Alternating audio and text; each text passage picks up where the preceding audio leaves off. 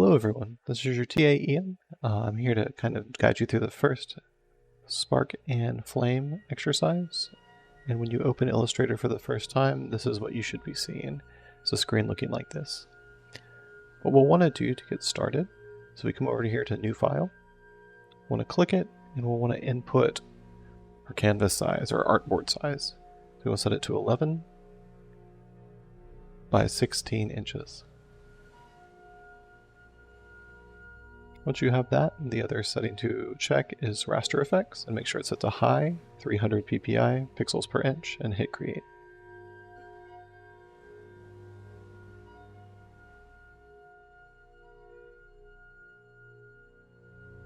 So when your Illustrator opens, it should look like this. Actually it won't, because I'm in the Essentials Classic workspace. To switch over, go to Window, Workspace, and choose Essentials Classic. You can work in the Essentials window, but I find it's harder to find specific things you need. So go up here to Windows, Workspace, and choose Essentials Classic. You'll get more options up this way as well.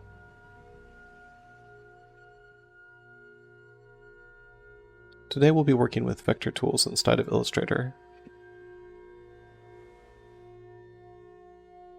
First thing we're going to do is come up to here and select the rectangle tool, and we're going to use it to create the body of the matchstick.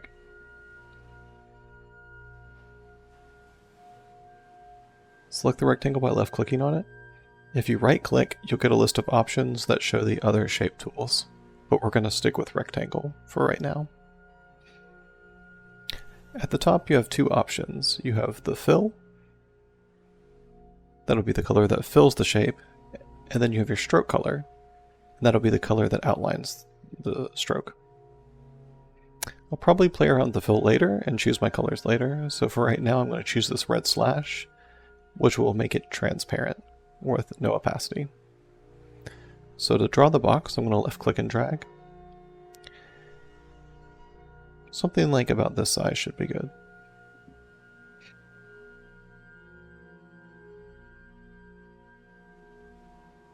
We have a couple of options at the top for messing with our stroke. The biggest one is our stroke weight. So there's a couple ways you can resize this. First, you can click the up and down arrows, but you can also type in specific values. You can also use the mouse scroll wheel to move quickly up and down, or if you're using a trackpad, you can use a two-finger drag to move the values up and down.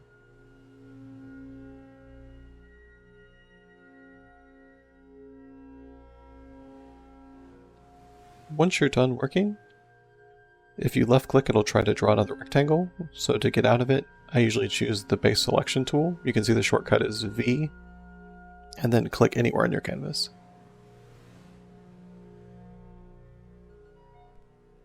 Now that I have the basic shape, I want to talk about how to reposition objects on the canvas. So what you can do is you can come up to the selection tool, and you can left click that, and now you can left click and drag to move objects around your canvas. You can also use the arrow keys to move things up, down, left, right if you need to nudge it a bit, but right now you see it's pretty slow. The last thing that you can do is you have align tools on top.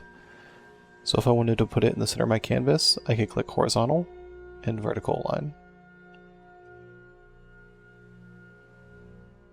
Right now, I think we want to move it down a bit more though, so I'm going to slide it down.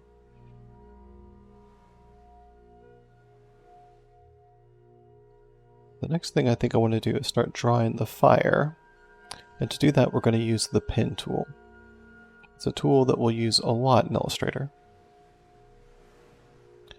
How it's going to work is we're going to be drawing these control points. And right now you see we're generating straight lines, which are fairly easy to draw. You just left click, move your mouse, left click until you're done. But if you want to draw something with a curve, like we're doing here, you're going to have to left click and drag to create the curve, and that's going to put these control handles on. So how we'll do this, if you select the pen tool, left click, And you see after you left click, you get this little indicator that shows you where your straight line is going to go. If you hold down the shift key, it'll snap that line in 45-degree increments.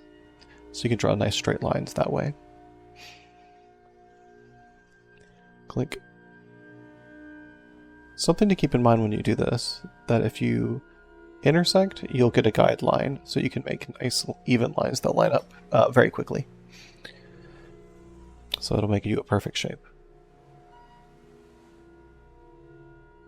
Let's go ahead and delete this, however, and show you how to draw something a little more complex.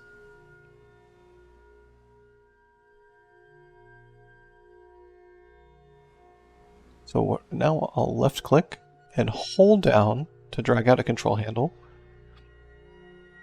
And then I'll release once I get to the point I want. And as I draw, you'll see the further away that I get from that point, the less control it has over it. So if it's really close, I'll get a sharp curve. If it's really far, you'll get pretty much a straight line.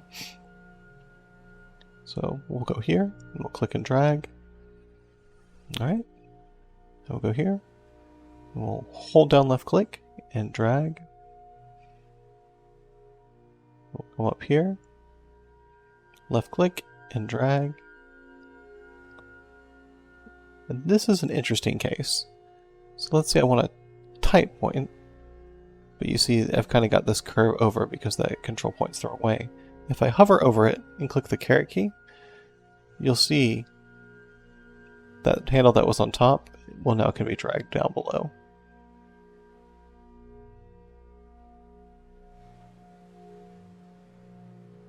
Then I can drop it here and then left click and drag and finish my shape. To create this little candle flame effect.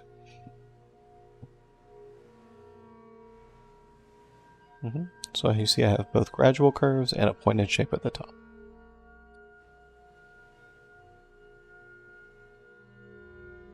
And since this is fire, I can fill it with something like orange or red, whatever color you want to use. You can also change the stroke color if I'd like. Maybe to something like either no outline, or maybe I could change it to something like maybe a reddish orange. Make sure your shape is selected. And then I have this thin outline that I can again make a little thicker by putting up my stroke weight. Maybe something like that. The next tool I want to talk about is the Pathfinder tool.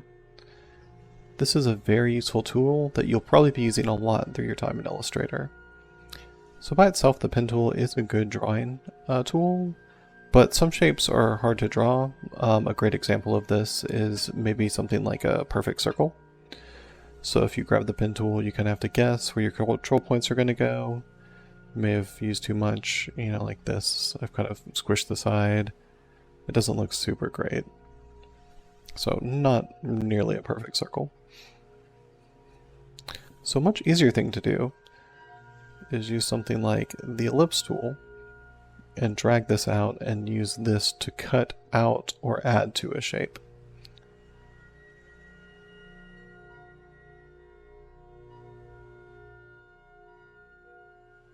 Let me first change my colors back to standard black and white so it's a bit easier to see.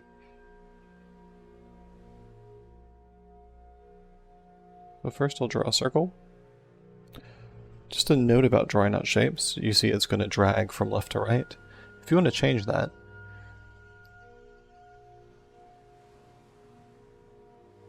you can hold down the Alt key on Windows or the Option key on Mac, and you'll see that it scales kind of all over the place. If you hold down the Shift key in addition, it'll scale uniformly. So here I'm holding Alt and Shift to scale them from the center and uniformly. Let me position this real quick. I think something like that might look good. So in order to use the Pathfinder tool, first we're going to have to select multiple vector shapes at once. So to do this, I'm going to left click, then hold down the Shift key, and then left click on another one. And then that will select both those two shapes. And you see, as soon as I do that, you have this Pathfinder option over in the bottom corner. If you don't see it, you can go New Window and scroll down to Pathfinder, and it will come up in a box right here on your screen. So either way works, but I prefer using the pop-out one because it shows more options. But you can use whichever you want. So as you hover over them, you'll get help that kind of shows you the different ones. You have things like merge, intersect, difference, divide. So you see if I use unite, it's going to combine both of those shapes together into one shape. And it's going to use the pre-selected options with the no fill and black stroke. So we'll just kind of click through some of these. The minus from is the one I'm going to use this time, where it's going to take the shape I drew and it's going to subtract that circle I added. So now I just have one shape right there, made out of the combination of those two shapes. So there are times you don't want to use the Pathfinder tool in Illustrator, and to do that I'm going to show you how to use layers and how they work. So if you come down to this little tab over here, this will be your Layers tab. If you don't see it, you can come up to Window and scroll down until you find Layers and click that, and it should pop it out right here. By the way, you can always dock things by left clicking and dragging them down to your sidebars, and you can left click and drag them again to take them off.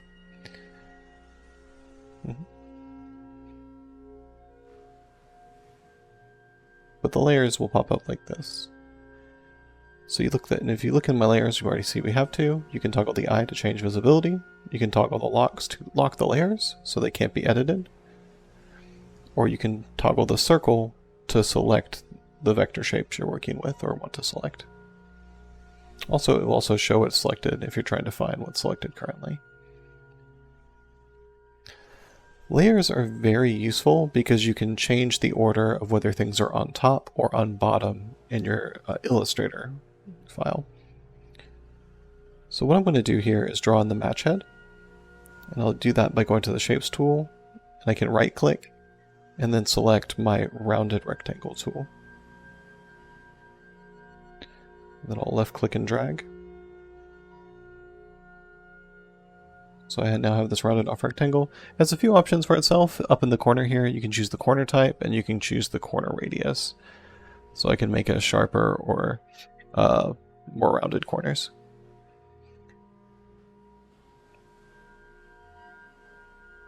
I think I want something a little less round, something like that.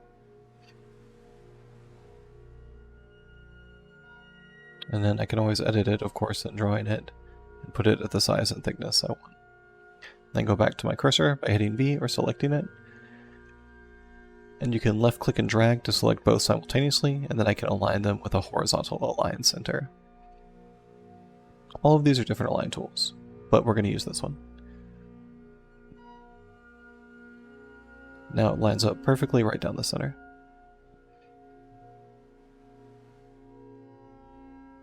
By default, when you draw it, it'll usually draw it on top, so I'm going to left click and drag to move that down.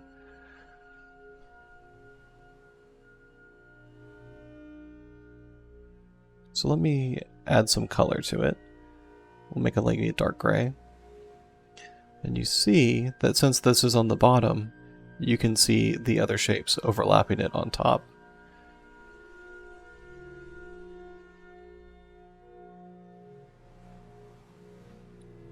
So here it's showing you the order that the layers are on top of each other. So the match head's on the bottom, and if I move it forward, you'll see now that it goes over the top of it. And now the matchstick is now on the bottom.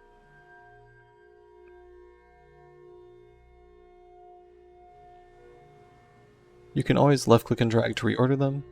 You can always add more layers to draw on. We'll dig deeper into layers as projects go forward, but for now, this is good enough. Just a basic overview of how you can reorder things on your canvas. I think now I'm going to go ahead and try to color this. So add in maybe a nice brown to make kind of a wood tone. And now we kind of have the basic match in Flame. So if you take a look, this is what happens if you just play around with these tools a bit more. The only tools I used to make this were just the Pathfinder, Pen tool, and use of layers, pretty much. So just the basic tools that we used, but I created a nice two-tone effect with no stroke, just kind of a standard vector graphic with some shading on it to make it pop. So there's one tool I neglected to show you though that I wanted to show you, and that tool is the pencil tool, which you can find over here. You might need to right click and select pencil tool. This is very useful for drawing kind of free-form vectors. So if you left click and drag with it and let go, you'll see that you get this nice smooth line, vector line that is drawn. If you double click on the option, you can see you can adjust that between accurate and smooth. So if I want to do this really jagged, accurate line, you see that it really follows that closely and makes a lot more points.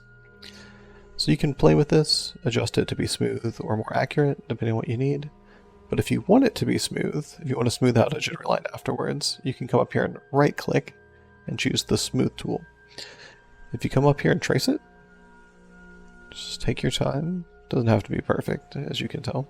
It'll take out a lot of those unnecessary points and really smooth your line down. You can also do it in smaller segments. Yeah, you can use it to really clean up your strokes.